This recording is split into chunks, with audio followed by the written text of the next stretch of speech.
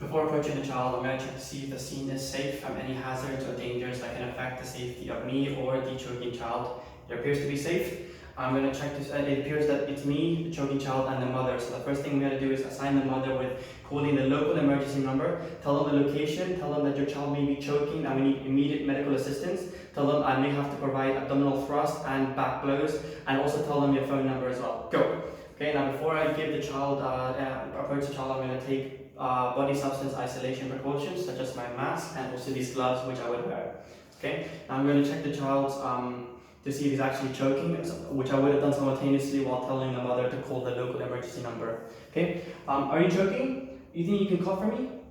No? Okay, I'm going to be checking for any signs and symptoms such as the shortness of breath, gasping for breath, hyperventilation, painful breathing, and of course the universal sign of choking as well. And from what I can gather, it appears that this child is choking, so I'm going to quickly obtain consent.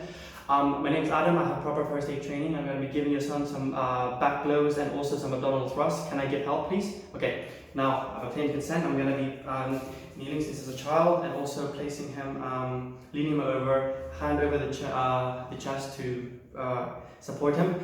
Using the heel of my hand, I'm going to be striking between the shoulder blades 5 times. So 1, 2, 3, 4, 5. Okay, now nothing has come out, or he hasn't coughed out any of the obstruction. I'll proceed to giving him the abdominal thrusts, which I will do. And I'm going to be finding his navel here, and then placing my hand over it with a fist, and then covering it up.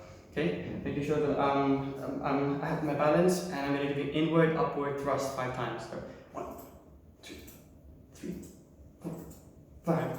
Now I will be giving this and these back blows and abdominal thrusts until the child either speaks, cries, coughs, breathes, or it falls unconscious, which he does in this situation. Right, so in which case I'm going to place him carefully on the floor. Okay. Now it's important to make sure that the floor is sturdy and flat to provide efficient, effective chest compressions.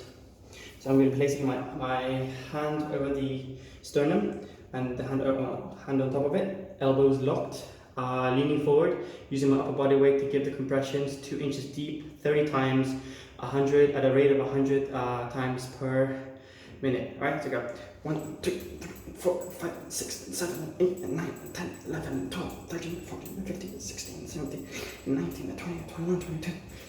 25, 26, 27, 28, 29, 30. Okay. Now I'm going to be checking his airways to see if I can see the object or any blockage by performing the head tilt chin lift. So tilting the head back, chin, see if there's anything inside. Now, if I do see an object, using the pinky, I'm going to remove it.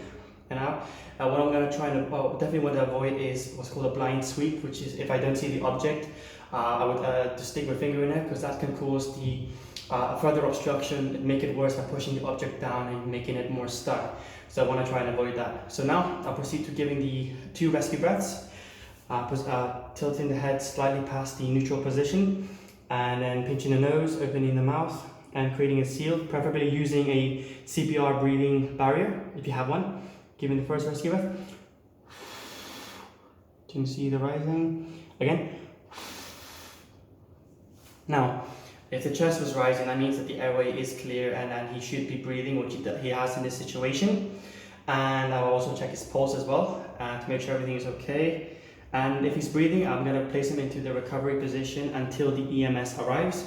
So I'm tilting to the side, his arm underneath his head, bending his knees a bit.